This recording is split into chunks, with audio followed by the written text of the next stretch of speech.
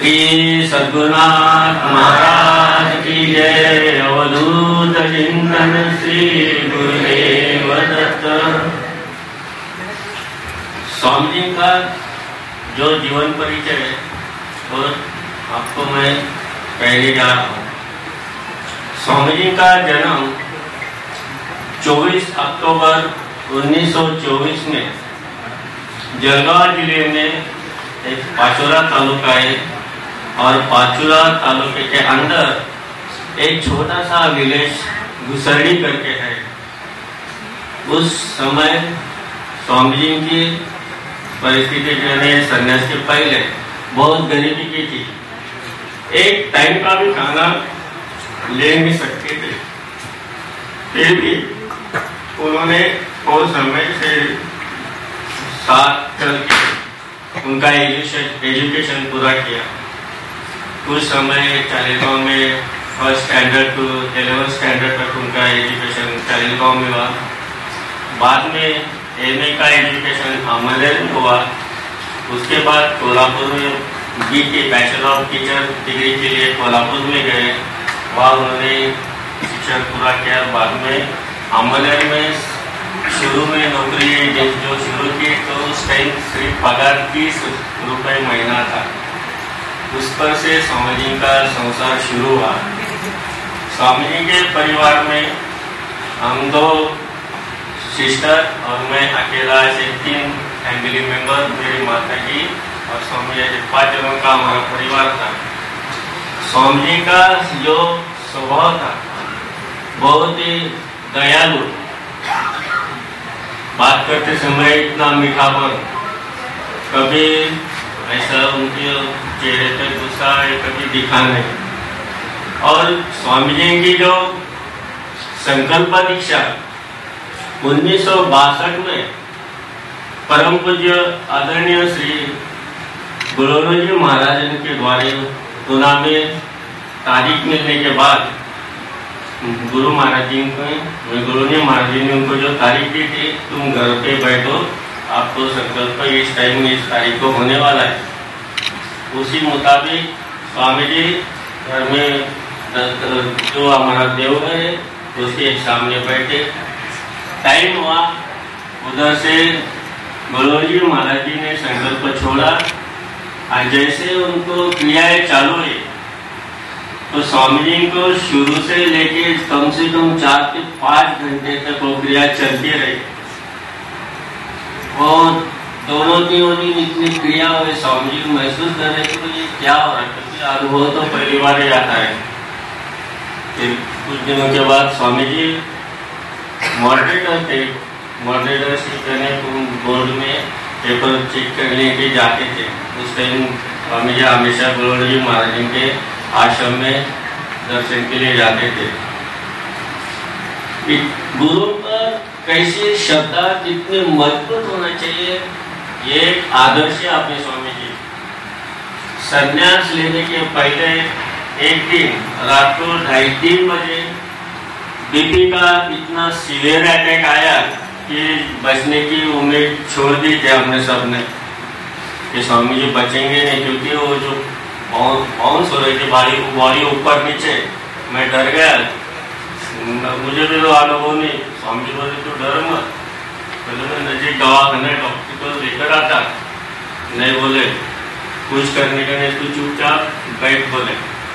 और उन्होंने क्या किया, अरे तू डॉक्टर को क्या बुलाता, मेरे डॉक्टर ऊपर बैठे तो स्वामी जी के पलंग के ऊपर गुरु जी महाराज, दत्त जी महाराज और कविश्वर महाराज तीनों के फोटो लगाए। अरे मेरा तो रक्षण करने वाले वो डॉक्टर है, बोले वो मेरे भगवान है। देखो 10-15 मिनट में सब अटैक निकल गया, बॉडी नॉर्मल पे हो गई। बोले तेरे को चेक करने का है तो तुम डॉक्टर को लेकर आओ। 4 बजे डॉक्टर आए, डॉक्टर साहब ने पूरी बॉडी चेक की। बोले इनको तो कुछ हुआ नहीं। अरे नहीं, मतलब इनको तो बहुत बड़ा सीवियर अटैक आया था। अरे कोई लक्षण दिख नहीं रहा। कहने इतनी श्रद्धा के गुरु मेरे को संभालेंगे, मेरा रक्षण करेंगे। और देखो गुरु जी महाराज और अपने शिवंद्र जी महाराज जैसे गंगा यमुना का मिलन हुआ है। बहुत बड़ी सौभाग्य की बात है कि ये दोनों पंथ एक होके भी दोनों परंपरा के महात्माओं का मिलन हो रहा है। एक बार नासिक में श्री नारायण काका जी महाराज टेकने जी ने कार्यक्रम रखा था, तो उस समय अपने शिवम तीर्थ जी महाराज जी के परंपरा के सन्यासी महात्मा और गोलोनी जी महाराज जी के जो भी महापुरुष है उनका सब आगमन हुआ था। इतना बढ़िया मिलन हुआ, गंगा यमुना एक साथ दिखने को मिले। और वैसे देखा जाए तो लोकनाथ तीर्थ जी महाराज और विष्णु तीर्थ जी महाराज जी का जो केदारनाथ में मुलाकात हुई थी, उसी से ये संकेत मिलते रहे। दो महात्माओं का गुरु के स्वामी जी को कृपा हुई। स्वामी जी का जीवन का संन्यास दीक्षा जो है वो 89 जून में ऋषिकेश में हुई। परम पूज्य श्री सद्गुरु शिवम तीर्थ जी महाराज जी द्वारा ये दीक्षा संपन्न हुई। उनका नामकरण होने के बाद स्वामी नित्यानंद तीर्थ जी महाराज जी ये नामकरण हुआ। उसके बाद 89 में स्वामी जी मुंबई आश्रम में पधारे। ये आश्रम की निर्मित जो हुई है तो 11 साल स्वामी जी यहाँ रह चुके। और देखो आज ये जो अपने को देखने को मिलता है कि देखो कैसे महात्माओं की शक्ति काम करती, गुरु की शक्ति कैसे काम करती। शिवम तीर्थ जी महाराज जी का हमेशा आश्रम में आना था। हमारे चैतन्य तीर्थ स्वामी जी उस समय ब्रह्मचारी थे। बहुत ही भाव, यानी इनका जीवन इतना एंगेज रहता था कि उनके बराबरी अपन कोई नहीं कर सकते। 8 घंटे तक सुबह की साधना करने के बाद भी जो भी कोई लोग आश्रम में पधारते थे उनका सबका पाकेजे करते थे। उसके बाद पूरे गार्डन में जो भी पेड़ लगाए वो पेड़ों को पानी डालने का भी काम खुद करते थे। बहुत मेहनत लिए और उनका जीवन का भी अभी सब उद्देश्य सफल हो गया। आज चैतन्य तीर्थ स्वामी जी ये अपने स्वामी जी के गद्दी पे विराजमान हुए, एक बहुत योगा योग है। स्वामी जी का जो जीवन काल है 2000 से 2015 तक स्वामी जी अमलेर में शिवम कुटी आश्रम में रह चुके हैं। वहाँ भी आश्रम की जो परिस्थिति थी नाजुक थी, पर स्वामी जी के आने के बाद आश्रम की परिस्थिति अच्छी हो गई। उस टाइम आश्रम में कोई जगह नहीं थी, आश्रम भी नहीं था, जमीन भी नहीं थी। बाद में बाजू में कैसर महादेव जी के मंदिर में शिविर चलता था। हमारे गुरु महाराज शिवम तीर्थ जी महाराज हर साल हमारे आश्रम में आते थे और वो शिविर लिया जाता था। तो वो कैसर महादेव जी मंदिर से उन्होंने संकल्प छोड़ा कि स्वामी जी को दत्त भगवान उनका कुलदैवत है, तो उनके लिए कुछ तो भी अपने को संकल्प करना जरूरी है। तो थोड़े डिस्टेंस पे हमारा मंदिर की जो अभी दत्त मंदिर बना है वहाँ उन्होंने संकल्प छोड़ा कि यहाँ एक बहुत बढ़िया दत्त मंदिर बनेगा, ये मेरा आशीर्वाद है। उसके बाद देखो कैसे एक महात्मा आ रहे थे। नारायण काका टेकने जी महाराज जी ऐसे जलगांव आए थे और मंदिर का काम शुरू हुआ था। कुछ मालूम नहीं, अचानक उनकी विजिट हुई आश्रम में, स्वामी जी से मुलाकात हुई। बोले मुझे समय नहीं रुकने के लिए, मैं थोड़े लिए आपसे मिलने को आया, अभी मुझे निकलने का है। बोले एक काम करो, बोले मंदिर में चलो। उस टाइम तो मंदिर का स्ट्रक्चर शुरू था। नारायणगांव काका जी महाराज मंदिर में आए, वो गाँव में नमस्कार किया और बोले स्वामी भाई या बहुत बढ़िया मंदिर में मूर्ति बहुत बढ़िया आने वाली है, मेरा आशीर्वाद है इस कार्यक्रम का। देखो ये दोनों संप्रदाय का जो आपने आश्रम से लगान की, जैसे उनका कॉन्टेक्ट दोनों परंपरा के हुए, तो इसके कारण जो है अपने स्वामी नित्यानंद तीर्थ जी महाराज स्वामी जी को आश्रम में कोई भी ये करने का रात तो सिर्फ बोलते थे कि मुझे साधना के बारे में सवाल पूछो, तुम्हारी प्रापंचिक समस्या के बारे में मुझे मत पूछो। अगर तुम्हारा गुरु शक्ति पर भरोसा होगा तो गुरु की शक्ति के गुरु को प्रार्थना करो कि ऐसा ऐसा मुझे संकट है, ऐसा ऐसा है, से बात करूँ बोले। एक छोटी सी बात बताता हूँ। मैं नौकरी के लिए एक अप्लाई करने वाला था। स्वामी जी वो स्कूल में टीचर थे, तो उन्होंने मुझे स्पष्ट बोल दिया, बोले मैं कोई भी चेयरमैन के सामने तेरी नौकरी के लिए जाऊंगा नहीं। तुझे कुछ भी ये पूछने का है तो ये अपने ये गुरु परंपरा के मार्ग में मुक्ति वगैरह उनसे प्रार्थना करो। मैं कोई भी चेयरमैन के सामने लाचार नहीं होऊंगा, किसी को हाथ जोड़ूंगा नहीं तेरी नौकरी के लिए।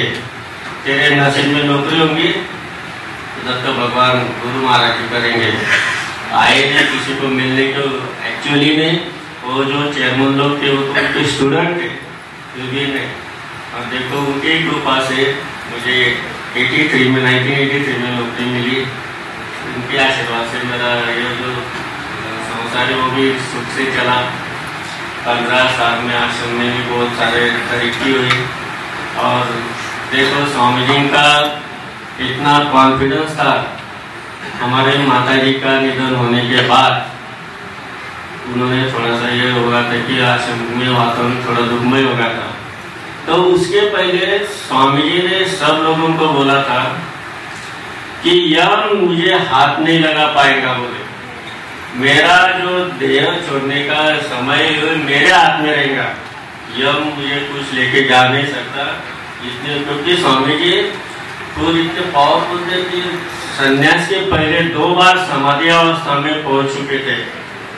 और बाद में माता जी का उनके निधन के बाद थोड़ा सा वो साधना डिस्टर्ब हो गई। शिवमती जी महाराज से बात हुई, स्वामी जी मुझे क्रिया वापस नहीं हो रही, वो लेवल से मैं नीचे आ गया। अरे स्वामी जी तुम क्या कर रहे? बोले तो सही संन्यास नहीं हुआ था। बोले देवकर जी तुम ये बातें छोड़ दो, बोले जिंदगी में सुख दुख चलता है, तुम बहुत बड़े महात्मा होने वाले। बोले बोला नहीं कब समय 1989 में स्वामी जी रिटायर होने के बाद बोले देवकर जी अभी तो तुम रिटायर हो गए, सब जिम्मेदारी तुमने पूरी की, तुम संन्यास ले डालो। बोले आज्ञा हुई, उसके मुताबिक कार्यक्रम हुआ। कार्यक्रम के बाद स्वामी जी विराजमान हुए। तो स्वामी जी का इतना परफेक्ट टाइम था कि क्योंकि संन्यास लेने के समय कोई जिम्मेदारी परिवार की बाकी नहीं रहनी चाहिए, कोई लड़कियों की शादी शिक्षण वगैरह। तो ऐसा ही उन्होंने किया और गुरु महाराज जी के आज्ञा के बाद स्वामी जी ने संन्यास लिया है। सन्यासी जीवन में स्वामी जी इतने निस्वार्थी थे। गरीब लोग जब कुछ 100 रुपये देने को आते थे तो बोलते नहीं मुझे पैसे की जरूरत नहीं है, कि तुम तुम्हारे संसार में लगाओ। इतना स्वामी जी का सरल स्वभाव था। और कोई भी साधक साधिका आती थी तो उसको परिचय करवाते थे, ऐसा रवि नमस्कार के चले गए, ऐसा कभी हुआ नहीं। और सही में अभी समय के हिसाब से सदा कर लेता हूँ। सब महात्माओं को मेरा आदरणीय प्रणाम, सब भक्तों को भी मेरा प्रणाम। ये इतना कहकर मैं विराम लेता हूँ। सद्गुरुनाथ महाराज की जय। आदरणीय व्यासपीठावर उपस्थित असलेले सर्व संत महात्मे यांनी आपला बहुमूल्य वेळ काढून लांबता प्रवास इतना दूर से उनका प्रतिनिधि होके यहाँ पधारे, इसलिए हम जो कोर कमेटी और अपने सब साधकों की तरफ से उनके हम आभार मानते हैं।